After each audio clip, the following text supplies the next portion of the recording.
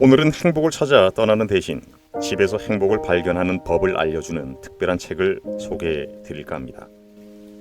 오소희 작가의 떠나지 않고도 행복할 수 있다면입니다.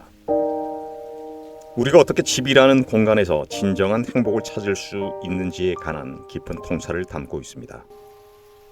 이 책의 핵심 메시지는 바로 행복은 먼 곳에 있는 것이 아니라 지금 머물고 있는 곳에서 찾을 수 있다는 것입니다. 저자는 과거 수많은 여행을 통해 얻은 지혜를 바탕으로 여행지에서 느꼈던 설렘과 행복을 이제는 집에서 발견해야 한다고 말합니다. 우리가 살고 있는 공간 속에서 나만의 세계를 가꾸고 일상 속에서 작은 행복을 찾는 방법을 이야기하고 있습니다. 또 이 책에는 저자가 직접 경험한 일상의 작은 순간들이 등장합니다. 예를 들어 부암동에서 다락방에 앉아 책을 읽으며 저녁 햇살을 느끼는 순간, 또 주방에서 가족을 위해 음식을 준비하는 순간들이 그렇죠. 이런 일상 속에서 느끼는 소소한 행복이야말로 진정한 행복의 비결이라고 저자는 이야기하고 있습니다. 그럼 책 내용을 함께 살펴보도록 하겠습니다. 오늘도 책을 통해서 여러분들 내면에 행복이 가득 울려 퍼지기를 기원하겠습니다. 위안을 넘어선 팩트. 언제 어느 곳에 서든지 새하얀 커튼이 바람에 일렁이면 꼼짝없이 매혹당하고 만다. 나는 그 창가에 정지해야 하고 커튼의 움직임을 지켜봐야 한다. 바람을 타는 커튼의 일렁임은 스토리가 없다. 그렇다고 반복도 아니다. 끝없는 전개다. 음악이고 노래다. 하지만 음악이나 노래라는 게 그렇지 않은가? 있으면 좋지만 없어도 살 수 있다. 결혼하고 20년 동안 커튼 없이 살았다. 경제적으로 안정되기 시작한 40대 중반 전까지 처음 15년간은 2년마다 이사를 다녀야 했다. 내 것이 아닌 창문에 커튼을 다는 것은 불필요한 사치처럼 여겨졌다. 15년 뒤부터는 커튼을 달지 못할 형편까지는 아니었음에도 이미 없이 사는 것에 익숙해져 그냥 살았다. 직사광선이 심한 집에서는 선탠을 하며 깨어났고 샤시가 허술한 집에서는 실내에서도 잠바를 걸치고 살았다. 내게는 좋거나 나쁘다고 단정하기 애매한 능력이 있는데 가질 수 없다고 판단되면 그 자리에서 욕망하기를 멈추는 능력이다. 초등학교 때 어떤 남학생에게 호감을 느끼다가도 그 애가 다른 아이에게 호감을 가진 걸 알면 바로 나의 감정을 닫았다. 당연히 짝사랑이란 건 해보지도 못했다. 결혼 후에도 마찬가지였다. 신혼 초 군 복무 중이었던 남편이 통장에 남은 돈이 없는데 어쩌지? 라고 말하면 내 대답은 언제나 같았다. 안 쓰면 되지. 그날부터 손가락을 빨며 월급날까지 버티었다. 그 기간에는 가질 수 없는 것을 욕망하지 않았다. 욕망하지 않으니 불행하다는 느낌도 없었다. 결핍은 다만 해석으로부터 오는 거였다. 풍요도 다만 해석으로부터 오는 거였다. 우리는 매 계절을 신나게 보냈다.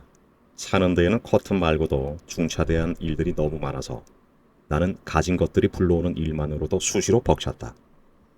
더불어 시간은 내가 벅차한다는 것을 눈치채고 자신의 유일한 간대함을 발휘했는데 바로 20년씩이나 되는 세월도 막상 그 안에 들어가 있으면 훌러덩 지나간 것처럼 느끼게 해주는 것이었다.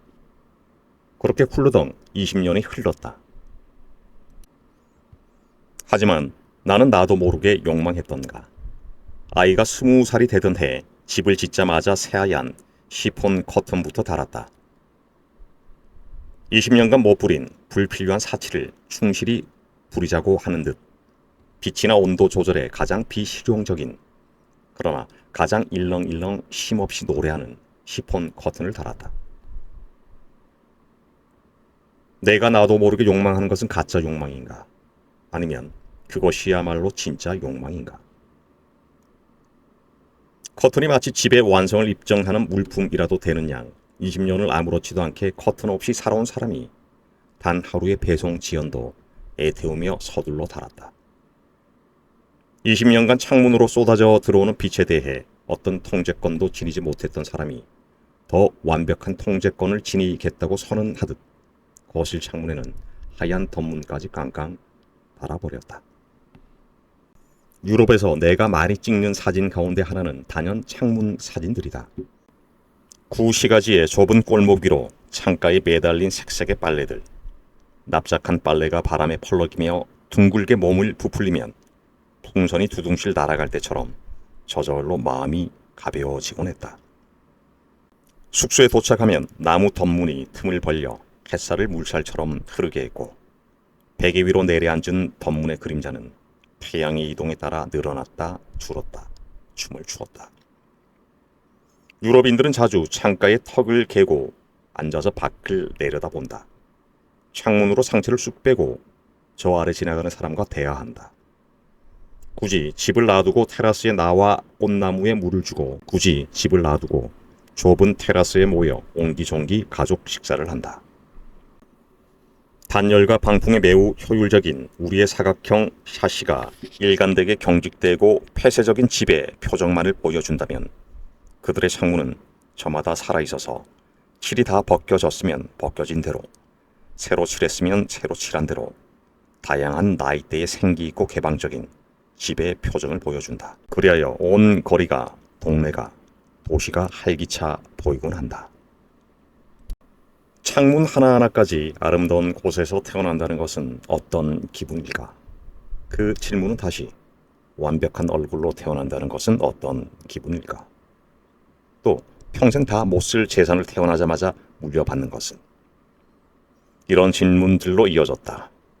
질문이 이렇게 이어지면 답이 별로 어렵지 않았다. 쉽게 주어진 것은 취하지 않은 법이다. 그들은 못 가진 이들이 생각하는 것만큼 어마어마하게 행복하지 않다. 제 아무리 쉬워 보이는 인생에도 날카로운 돌부리가 있고, 그것만으로도 인생 전체가 걸려 넘어질 수 있다는 것은 단순한 자기 위안을 넘어선 팩트다. 나는 20년 만에 커튼을 가진 사람답게 온 집안에 커튼을 여는 것으로 하루를 시작한다. 온 집안에 커튼을 닫는 것으로 하루를 마감한다.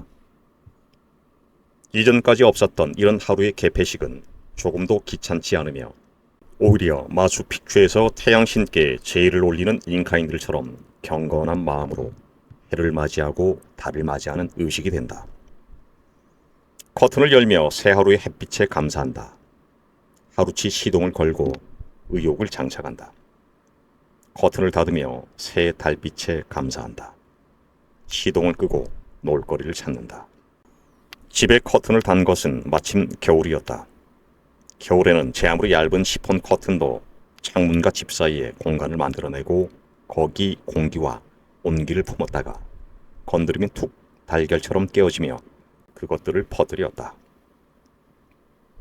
나는 코가 명민한 개처럼 깨어진 달걀에서 탄생한 공기와 온도를 감지하며 그 아늑함을 킁킁거렸다.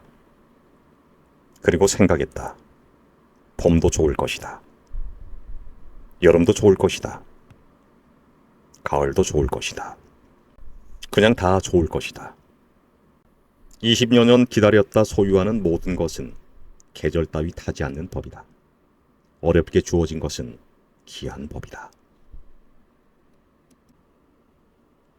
시간이란 무엇인가? 걷는 것, 그것은 내 삶에 깊숙이 체화된 동작이다.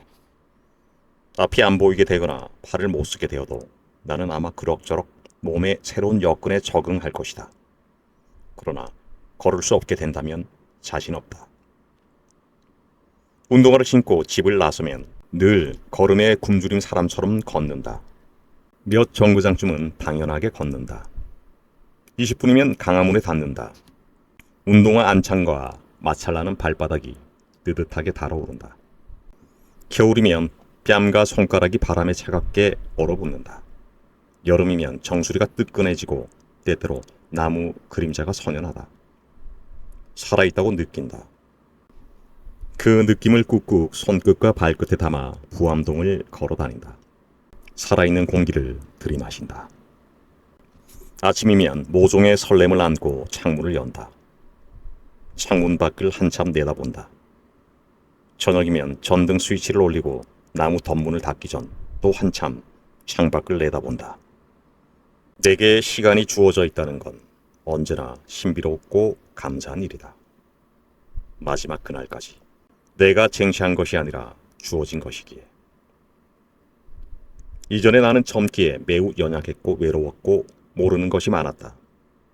확실한 것은 하나도 없었다. 그래서 두려워서 자주 울었다. 누군가 내게 꿈을 물으면 의사, 교사 또는 카페 주인, 뭐 그렇게 구체적으로 대답할 수가 없었다. 답을 구하는 질문들이 내 안에 너무 많았다. 그래서 막연히 대답하는 사람이 장래 희망이었다. 무엇을 해서 먹고 살든 관계없으니. 시간이란 무엇일까? 종종 나는 그 많은 강렬한 여행을 하고도 까맣게 잊고 사는 것이 놀랍다. 남편과 그 많은 지옥을 경험하고도 다시 시시덕대며 사는 것이 놀랍다. 아이와 그렇게나 따스하게 살을 비비고도 혼자서도 잘 살아가는 것이 놀랍다. 산책길에서 내게 수많은 다짐을 속삭이고서도 다시 나를 붙잡고 다짐하는 것이 놀랍다. 셔츠를 산 뒤에 바지를 사고 얼마 뒤 다시 셔츠를 장바구니에 담는 지치지 않는 욕망이 놀랍다. 그러한 나는 젖었다가 이내 마르는 종이 한 장 같기도 하고 닥치는 대로 품었다 터뜨려 내보내고 사라지는 물방울 같기도 하고 다만 시간을 보관했다 흘러보내는 빈 깡통 같기도 했다. 무슨 책을 읽었는지 누구와 만났는지 좀 더 잘 기록해두고 기억해두는 사람이었다면 나았을까. 우리를 지속시키는 것은 한 겹의 깨달음과 10겹의 망각이 아닐까. 지난해 겨울부터 지금까지 매일매일 아버지의 삶이 소멸하는 것을 바라본다. 아버지와 56년을 살고도 마치 자신에게만은 이런 날이 올 줄 전혀 몰랐다는 듯 당황하는 어머니의 감정 기복을 본다. 아버지는 최고조로 자신밖에 몰랐다. 그 시절 나 역시 최고조로 나밖에 몰랐다. 나는 내 젊은 힘을 다해 아버지를 싫어했다. 고작 21~22살의 나는 30년 뒤 내가 병원 탕비실에서 시간이 얼마 남지 않은 아버지를 위해 찬을 데우며 그 길을 바라볼 것을 전혀 예상하지 못했다. 부모님은 노인이 되었다. 아이는 젊은이가 되었다. 나는 중년이 되었다. 우리의 몸 상태는 끊임없이 변이하며 사회는 간단한 수식으로 그 상태를 분류한다. 아이와 이야기할 때 나는 종종 젊음에 꼽살이 끼는 기분이 든다. 부모님과 이야기할 때 늙음에 꼽살이 끼는 기분이 들곤 한다. 둘 다 이해할 것 같은 날이 있고 둘 다 이해할 수 없는 날이 있다. 다행히 체력은 아직 젊음 쪽에 걸쳐져 있다. 매일 2~3시간 정도 꾸준히 운동하는 덕분이다. 20살에 허헉대며 오르지 못했던 산도 지금은 거뜬히 오르내린다. 운동은 확실히 시간을 뒤집는다. 그리고 어떤 운동하는 시간은 자신이 놓인 시간에 대한 보다 크고 경이로운 발견을 허락한다. 시간은 모두에게 확실하고도 확실한 절대 예외 없는 로드맵을 제시한다. 생로병사. 그럼에도 우리는 이 로드맵을 매일의 욕망에 파묻혀 가볍게 간과한다. 세계를 100바퀴 돌고 아이를 10명 낳고 부암동에 100번 되돌아오고 마당에 흙 알갱이를 다 셀 만큼 시간이 주어진다 해도 나는 결코 원형의 시간을 그 전모를 파가지 못할 것이다. 다만 내게 주어진 시간 속에서 내가 할 수 있는 것, 그래서 할 것을 10겹의 망각 뒤에 간신히 한 겹 깨달을 뿐. 걸을 수 있는 날까지 걷겠지. 걷고 있으니 계속 만나겠지. 만나서 채운 것을 망각에 대한 저항처럼 다시 쓰겠지. 가장 확실한 시간의 로드맵을 따라 물방울처럼 사라지겠지. 일탈에 관하여 한여름밤 침실창을 열어두면 북악산에서 선선한 바람이 내려와 기분 좋게 침대에 닿는다. 산비둘기 소리도 청량하게 혼이불을 파고든다. 하지만 금요일 밤이면 작은 동네가 오토바이 소리로 소란스러워지곤 한다. 부암동에서 연결되는 북악 스카이웨이를 달리러 바이커들이 집결한 것이다. 동남아시아를 좋아하는 나는 한국에서 다소 변태적인 방식으로 오토바이에 매혹된다. 오토바이가 우다다닥 곁을 지날 때 결코 상쾌하다 할 수 없는 그 소리에, 또 속 뒤집히는 그 냄새에 급소를 가격당한 사람처럼 걸음을 멈춘다. 훅 향수에 잠긴다. 오토바이가 가득한 동남아시아의 거리, 그 거리들에서 보냈던 수많은 추억 속으로. 그러므로 나를 유혹하는 것은 할리 데이비슨급의 크고 화려한 오토바이가 아니다. 작은 오토바이들이다. 소박한 체구의 남자가 헐렁한 반바지에 슬리퍼를 신고 운전 중이거나 아가씨가 긴 치맛자락을 부풀리며 속도를 내는 중인 그들이 곁을 지날 때면 저도 좀 태워주세요. 얼른 뒷자리에 올라타고 싶어진다. 잠깐만 빌려갈게요.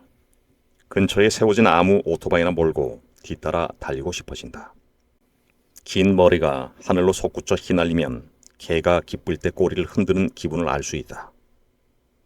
고양이가 담벼락 위에서 꼬리를 높이 세워 중심을 잡는 법도. 피부든 오장육부든 점점 처져만 가는 중년. 나는 태아된 꼬리 대신 긴 머리를 높이며 기분 모드의 중심을 잡는 것이다. 그러자고 오토바이와 긴 머리를 꾸준히 생활 속에 들여놓고 고이 유지한다. 나이가 들면 일탈하는 방법을 곧잘 잊어버린다. 애써 쌓아놓은 일상의 질서를 무너뜨리는 것이 두렵고 되돌아왔을 때 다시 쌓을 체력도 달린다. 생에 지분이 생길수록 우리는 그 알량한 지분을 엄호하려 발버둥친다. 그런데 감히 일탈이라니. 일탈하지 않는 어른은 조용히 병든다.